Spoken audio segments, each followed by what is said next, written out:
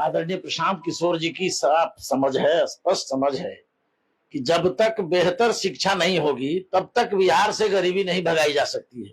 बिहार की सरकारों ने, चाहे वो लालू यादव जी की सरकार रही हो, चाहे आज नीतीश कुमार जी की सरकार है, भाजपा गठबंधन की सरकार है, इन सरकारों ने बिहार की शिक्षा व्यवस्था को चौपट कर दिया। ऐसे भाषण देने वाले लोग बहुतेरे गांवों में अब भटक रहे हैं। तेजस्वी जी की जो बात आप कर रहे हैं, अगर ये लालू यादव जी के पुत्र नहीं होते तो इस नौवीं फेल को कौन नेता मानता?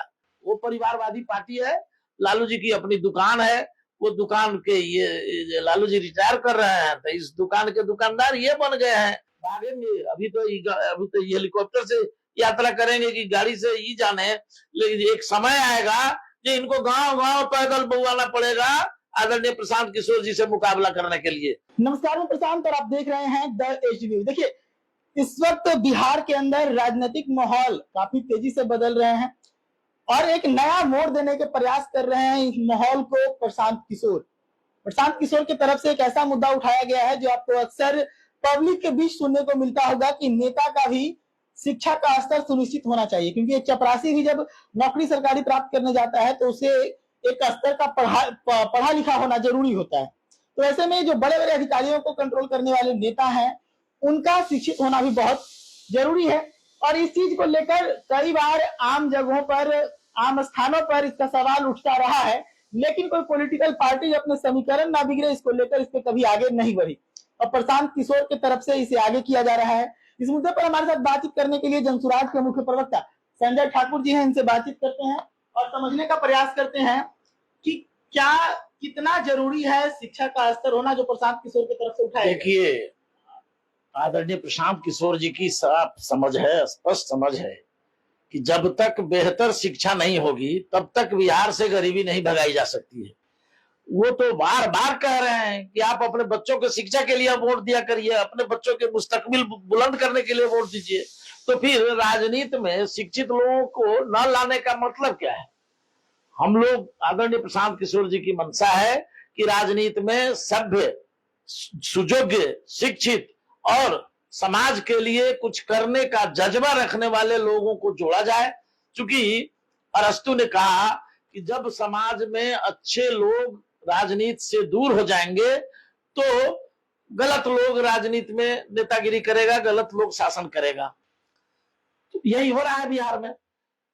बिहार की सरकारों ने, चाहे वो लालू यादव जी की सरकार रही हो, चाहे आज नीतीश कुमार जी की सरकार है, भाजपा गठबंधन की सरकार है, इन सरकारों ने बिहार की शिक्षा व्यवस्था को चौपट कर दिया। बिहार में स्कूलों में खिचड़ी बट रही है, कॉलेज में डिग्री बट रही है। आदरणीय प्रशांत किशोर जी इस मसले को गांव गांव तक पदयात्रा के दौरान पहुंचा रहे हैं। तो शिक्षा की बड़ी महत्ता है, बिना शिक्षा के कोई कुछ नहीं हो सकता है। इसलिए हम सभ्य, सुसंस्कृत, शिक्षित और समाज में कुछ करने का जज्बा रखने वाले नौजवानों, बुजुर्गों और लोगों को लामबंद करके एक राजनीतिक प्लेटफॉर्म बना रहे हैं जिसका नाम जनसुराज पार्टी होगा, जो 2 अक्टूबर को विधिवत पार्टी के रूप में घोषित हो जाएगा। और इस पर रायशुमारी चल रही है हमारे साथियों के साथ। पिछले दिन युवा सम्मेलन में भी रायशुमारी हुई है, उसके पहले पार्टी के संगठन के पदाधिकारियों का अधिवेशन बापू सभागार में हुआ था, उसमें भी रायशुमारी की गई। शिक्षा को एक आधार बनाने की बात चल रही है और निश्चित रूप से हमारे नौजवान साथी, हमारे बुजुर्ग साथी 9वीं फेल को बिहार का नेतृत्व देने के लिए तैयार नहीं है, 10वीं फेल को बिहार का नेतृत्व देने के लिए तैयार नहीं है।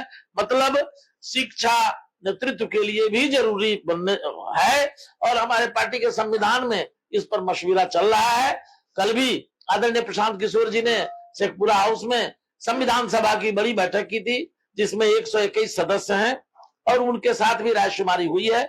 इसलिए शिक्षा भी एक आधार राजनीति में बने, इस पर गंभीरता से विचार चल रहा है और जैसे निर्णय होगा आप लोगों को अवगत करा दिया जाएगा। आप लोग कह रहे हैं कि शिक्षा एक अहम आधार होगा राजनीति में, लेकिन उसी का जवाब राजद की तरफ से आया है कि बड़े बड़े पढ़े लिखे लोग सदन में बैठे हुए थे, लेकिन तेजस्वी जब भाषण देने लगे तो उनके सामने कोई नहीं था। आपको मालूम है, चलिए गांव में ऐसा मूर्ख से आपको भेंट कराऊंगा जो गीत गाने का मास्टर है, जो भाषण देने का कलाकार है, नाच में जोकर भी बहुत होता है, जो जोकड़ई में अपनी कलाकारी दिखा करके सारी जनता को प्रसन्न कर देता है। ऐसे भाषण देने वाले लोग बहुतेरे गांवों में अब भटक रहे हैं। तेजस्वी जी की जो बात आप कर रहे हैं, अगर ये लालू यादव जी के पुत्र नहीं होते तो इस नौमी फेल को कौन नेता मानता? दुर्भाग्य तो है उस राजद का जिसमें एमए बीए और पीएचडी किए हुए प्रोफेसर से लेकर के तरह तरह के विद्वान लोग उसमें बैठे हुए हैं। और ये जो हम लोग कहा ना, अरस्तु ने कहा है कि अगर सही लोग राजनीति में नहीं आएंगे तो मूर्ख शासन करेगा, तो वही स्थिति है राजद में। वो परिवारवादी पार्टी है, लालू जी की अपनी दुकान है, वो दुकान के ये लालू जी रिटायर कर रहे हैं तो इस दुकान के दुकानदार ये बन गए हैं। अब जाने राजद वाले लोग कि उन लोगों की क्या मंशा है, क्यों इस तरह के मैंने नौमी फेल को नेता मान के चल रहे हैं, तो यूं जाने, उनका काम जाने। हमारे पार्टी में ऐसी स्थिति नहीं होगी। यहाँ विद्वानों की कमी नहीं है, यहाँ पढ़े लिखे लोगों की कमी नहीं है, और हमारे लोग भी जनसुराज के जो समर्थक हैं, जनसुराज के जो साथी हैं, जो कार्यकर्ता हैं, जो संस्थापक सदस्य हैं, उनकी भी इच्छा है कि हम नौमी फेल के नेतृत्व में नहीं, हम लोगों को चाहिए, हम लोगों को बेहतर नेतृत्व चाहिए, योग्य और शिक्षित नेतृत्व चाहिए। 15 अगस्त के बाद यात्रा पर निकलने वाले हैं, लोकसभा के पहले भी निकले थे, कितनी सफलता आपको लगता है? कुछ नहीं होने वाला है। देखिए, जनता इन लोगों को रिजेक्ट कर चुकी है। आप देख रहे हैं ना, जगता बाबू को चिट्ठी निकाल के पकड़ना पड़ रहा है इनका। जैसे मैंने टोकरी में आप मछली रखते हैं और जिंदा मछली है तो कूद करके बाहर चली जाती है, उस तरह से। क्योंकि पिछले 32 वर्षों से एम-वाई समीकरण जो इन्होंने बनाया था, अब यह समीकरण वाई-एम हो चुका है। मतलब जादव और मुसलमान, जहां से जादव चुनाव लड़ते हैं वहां मुसलमान ईमानदारी से वोट इनको देते हैं, और जहां से मुसलमान भाई कैंडिडेट होते हैं वहां आधा से अधिक जादव भाजपाई हो जाता है। ये हालात बिहार के अब बन चुके हैं। तो ऐसे में अब मुसलमान समाज भी यह समझ लिया है कि हम इनकी बंधुआ मजदूरी कब तक करते रहेंगे। भाजपा का डर दिखा करके ये मुसलमान भाइयों का वोट अब तक ठगते रहे हैं। उनकी शिक्षा नहीं दी, उनका विकास नहीं कराया, उनको रोजगार नहीं दिया, उनके लिए कोई बेहतर संसाधन मुहैया नहीं कराए गए। आज वो अपने को ठगा महसूस कर रहे हैं। इसलिए बड़ी संख्या में उनका जुड़ाव मेरे साथ आदरणीय प्रशांत किशोर जी के नेतृत्व के साथ हो रहा है, जनसुराज के साथ हो रहा है। इसलिए राजद में घबराहट है। अब आदरणीय प्रशांत किशोर जी की पद यात्रा में जो लामबंदी हो रही है, जहां जात पात धर्म मजहब की सारी दीवारें टूट रही है और लोग मुद्दों आधारित राजनीति गांव में चर्चा का विषय बना हुआ है, जब प्रशांत किशोर जी ही मेरा तारणहार है, प्रशांत किशोर जी के ही नेतृत्व में हम बिहारियों का कल्याण होगा। हमारे जो समांग, हमारे जो बेटा दिल्ली, बंबई, कलकत्ता मजबूरी में चले गए हैं रोजी रोटी करने, अब वो हमारे पास आएंगे, हमारे यहाँ रह करके यही रोजी रोटी करेंगे, हम सारा परिवार एक साथ रहेंगे। ये जो कंसेप्ट प्रशांत किशोर जी का है, इससे महिला शक्ति और तमाम लोग इसको हृदय से स्वीकार कर रहे हैं। इसलिए राजद में, भाजपा में, जदयू में, सब में बेचैनी है, सबका पेट फूल रहा है और ये लोग भागेंगे। अभी तो हेलीकॉप्टर से यात्रा करेंगे कि गाड़ी से ही जाने, लेकिन एक समय आएगा कि इनको गांव गांव पैदल बुलाना पड़ेगा आदरणीय प्रशांत किशोर जी से मुकाबला करने के लिए। इनके पास दम नहीं है। ये अगले चुनाव में ये आदरणीय प्रशांत किशोर जी की ताकत को, उनकी बौद्धिक क्षमता को, उनकी राजनीतिक रणनीतिक क्षमता को और उनकी कुशल चुनावी दक्षता को झेल पाने का औकात न यहाँ भारतीय जनता पार्टी के पास है, न जदयू के पास है। जदयू का तो गांव में आधारे खत्म है। अब तो 40 एमएलए लेके अपना इधर से उधर, उधर से उधर पलटी बाबा है, कभी इधर जाते हैं, कभी उधर जाते हैं। लेकिन ये राजद वाले और भाजपा वाले नाक ढक रगड़ेंगे, ऐसी स्थिति आने जा रही है। घबराइए। सवाल, इस वक्त बांग्लादेश में अफरा तफरी का माहौल है, वहां के प्रधानमंत्री निर्वासित हो चुकी हैं। अब इस पर बीजेपी की तरफ से पीठ थपथपाया जा रहा है कि सीए नहीं होता तो वहां के हिंदुओं को जगह नहीं मिलता।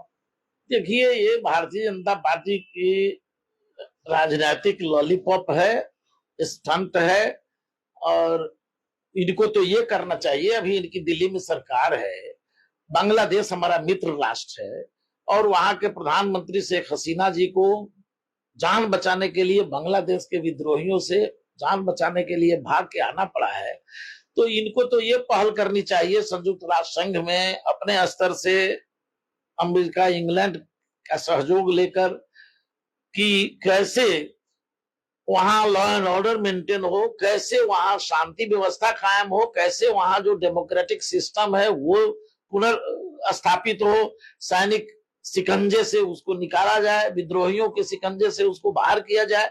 इस पर बात करनी चाहिए। ये मौका सीए और एनआरसी का राग हलापने का नहीं है। और सीए एनआरसी का तो हम लोग जनसुराज आदरणीय प्रशांत किशोर जी दूर विरोधी हैं। ये कहीं से भारत के लिए उचित कदम नहीं है। तो ये विषय यह है कि आदरणीय प्रधानमंत्री को और भारत सरकार को कठोर कदम उठाकर अपनी भूमिका निभानी चाहिए कि एक मित्र राष्ट्र के साथ शांति व्यवस्था स्थापित करने में क्या जरूरी है, ये कदम उठाने चाहिए। अब बेमतलब का ये इसके चलते इसके कब्र पर, बांग्लादेश के विद्रोह पर अपने भारत में राजनीतिक विद्वेष फैलाने का काम नहीं करना चाहिए। चलते चलते एक सवाल लेना चाहेंगे। आप लोग लगातार पढ़े लिखे शिक्षित लोग धुरंधर लोगों को जोड़ रहे हैं, ऐसे में एक धुरंधर अधिकारी रही है, बहुत कम उम्र में जो है आईपीएस का परीक्षा कंप्लीट की, उसके बाद बहुत कम उम्र में ही वो रिजाइन भी कर चुकी हैं। हालांकि अभी उनका रेजिग्नेशन जो है विचाराधीन है, लेकिन ये कई मीडिया हाउसेस में खबर चलने लगी है कि जनसुराज में उनका भी जुड़ाव हो रहा है। देखिए, अगर वो जुड़ना चाहेंगे तो उनका इस्तकबाल है जनसुराज परिवार में, लेकिन अभी इस तरह की कोई बात नहीं है जो मैं आपको आधिकारिक रूप से बताऊं। अगर वो चाहेंगे तो आदरणीय प्रशांत किशोर जी से मिले, बात करें और उनसे समझे। हम लोगों के एकमात्र अगुआ, एकमात्र जनसुराज के सूत्रधार, जनसुराज के संस्थापक, सर्वमान्य नेता है आदरणीय प्रशांत किशोर जी। तो जिनको भी आना है हमारे दल में, जिनको भी हमारे यहाँ जुड़ना है, जो उस कलेवर के हैं, जो उनको आदरणीय प्रशांत किशोर जी से संपर्क करना चाहिए। अभी जो मीडिया में खबरें चल रही हैं वो कुछ आशंकाओं पर आधारित है। ये मीडिया की अपनी मानसिक उपज है। अभी हम आधिकारिक रूप से इस पर कुछ कहने में असमर्थ हैं।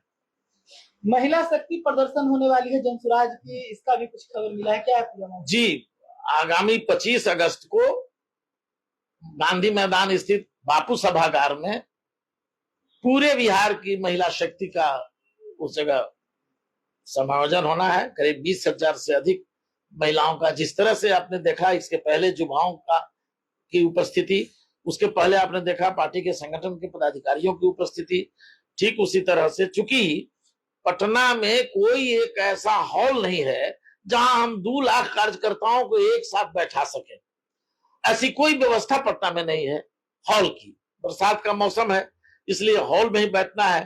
तो जो 7,000, 8,000, 10,000 की क्षमता बापू सभागार में है और 10,000 लोग बाहर रहते हैं, सबके लिए एलईडी लगा रहता है, सब लोग रह करके सुनते हैं।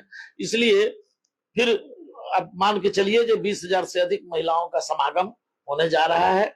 महिला शक्ति संवाद आदरणीय प्रशांत किशोर जी करेंगे। और ये सब जो प्रक्रिया है वो लगातार ये प्रक्रिया चल रही है, इसलिए चल रही है कि अभी पार्टी का संविधान बनाया जाना है। तो हर वर्ग से, हर ग्रुप से, हर जमात से रायशुमारी की जा रही है। संगठन के लोगों से भी कर ली गई, फिर अभियान समिति के लोगों का सम्मेलन हुआ, उससे भी किया राय ली गई है। फिर युवा के साथ संवाद किया गया, उन लोगों से भी रायशुमारी ली गई, जिसमें आपने सुना ही होगा जे नॉन मैट्रिक हम लोगों को नेता नहीं चाहिए, हम लोगों का नेता योग्य और कुशल होना चाहिए। कोई 12वीं का कोई 12वीं का प्रस्ताव कर रहे थे, कोई बीए एमए का प्रस्ताव कर रहे थे। तो ये आपने सुना ही है, आपने देखा ही है और खबरें भी चली हैं। तो इसी तरह से महिला शक्ति का समागम होगा और उन लोगों से भी रायशुमारी की जाएगी। आदरणीय प्रशांत किशोर जी उनसे राय लेंगे और संविधान सभा के लोग उसमें मौजूद रहेंगे और उनसे रायशुमारी ली जाएगी कि वो कैसा कानून चाहते हैं, पार्टी के संगठन का कैसा संविधान चाहते हैं, उनमें उनकी भूमिका के लिए उनका क्या मार्गदर्शन है।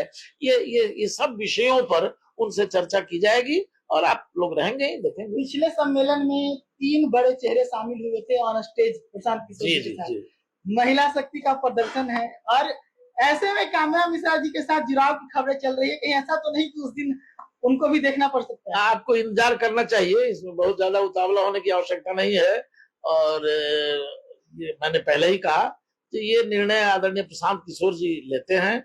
जब वो निर्णय ले लेंगे तब हम आपके बीच जरूर रहेंगे और आपको आप खुद जान लेंगे, हम बताएंगे, आप सब लोगों को शेयर करेंगे अगर कोई ऐसी बात होगी तो। अभी इस तरह की बात नहीं है, इसको अभी अफवाह ही समझा जाए तो ज्यादा श्रेयस्कर होगा। तो इस वक्त हम बैठे हुए हैं जनसुराज के मुख्य प्रवक्ता संजय ठाकुर जी के साथ। बातचीत किया हमने कई मुद्दों पर। राजद का जो तेजस्वी के नाम पर चैलेंज था उस पर भी इनका जवाब आपने सुना। इसके बाद आपको एक अपडेट यहाँ पर दे दूं कि एक बड़ा शक्ति प्रदर्शन, नारी शक्ति का प्रदर्शन होने वाला है जनसुराज के द्वारा पटना में। इसको लेकर तैयारी चल रही है। प्रशांत किशोर इसमें खुद मौजूद रहेंगे। इससे पहले एक अफवाहों का बाजार भी गर्म है कि काम्या मिश्रा का इस्तीफा इसलिए हुआ क्योंकि वो जनसुराज में आना चाहती हैं। तो इसको लेकर अभी भी सब कुछ साफ नहीं है। इनके तरफ से भी ये नहीं कहा गया कि मैं आधिकारिक तौर पे उनके आने की बात तो स्वीकारूं, क्योंकि ये मुख्य तौर पर इस तरह के फैसले प्रशांत किशोर खुद लेते हैं। लेकिन एक संशय अब यहाँ पर है कि नारी शक्ति का प्रदर्शन होना है और एक बड़ा चेहरा काम्या मिश्रा के तौर पर क्या वहां देखने को मिलेगा, ये तो उस दिन सब कुछ साफ होगा। लेकिन अभी चर्चा का बाजार गर्म है कि काम्या मिश्रा जनसुराज में आने वाली है।